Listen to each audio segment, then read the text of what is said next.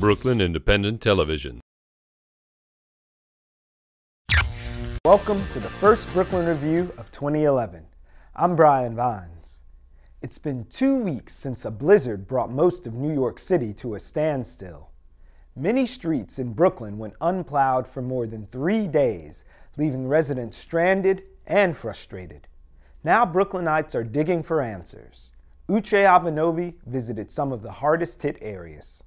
The snow is melting and the streets have been plowed, but many Brooklynites are still upset with how city officials handled the blizzard that pounded New York City on December 26th.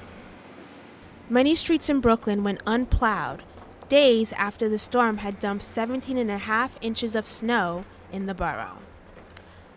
Tempers flared even more after this picture, comparing Mayor Bloomberg's street to a street in Sheepshead Bay, appeared on the blog Sheepshead Bites. It was just such a profound difference. We still had 2.5 feet of snow in front of my house, while in front of his townhouse, it looked like it had never snowed at all. Ned Burke, the editor of Sheepshead Bites, took several pictures illustrating the magnitude of snow that buried the neighborhood, left residents stranded, and businesses empty. Well, it was really bad. I don't think the plow came until Wednesday morning or maybe Tuesday late. Yeah, it was a while before the street was plowed. Yeah. My family's in the limousine business, and when the roads aren't clean, it's like business is almost dead because limousines are hard to get through the streets like that. Tete-a-Tete, a cafe and lounge in Sheepshead Bay, became a makeshift shelter for its employees. Some of our employees got stuck here because they needed to take a subway to get home, and the subways weren't running, so they spent the night here. The Public Advocate's Office issued a 46-page report 3 days after the storm, recounting complaints made by New Yorkers. With 551, Brooklyn had the most complaints out of the 5 boroughs.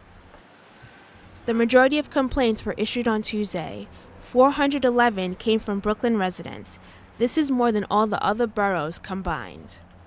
There were more complaints, as was confirmed by Public Advocate Bill de Blasio, of people who were stranded in their cars, stranded on subways, stranded in their homes, people who had emergencies, people whose streets were not plowed, particularly in Crown Heights, in Prospect Heights, and parts of Bedford-Stuyvesant and Brownsville. Federal and local officials are investigating the city's slow response to the blizzard, as the city turns its attention to the loads of garbage piled high on sidewalks after a full week of no sanitation collection. But what we really need right now is full sanitation collection. We have rodents, we have raccoons, we have senior citizens and disabled members of the disabled community who unfortunately are having a difficult time navigating the streets. The access to our sidewalks, some of the sidewalks are impassable because of garbage collection. There are stray cats in certain areas, there are rats in other areas. They were here before. I'd say the problem is probably getting a little bit worse, but so far there hasn't been too much outrage about that. As of now, there is limited garbage collection, and it is unclear when things will return to normal. For Brooklyn Review, I'm Uche Abenobi. Become a fan on Facebook, like Brooklyn Independent Television.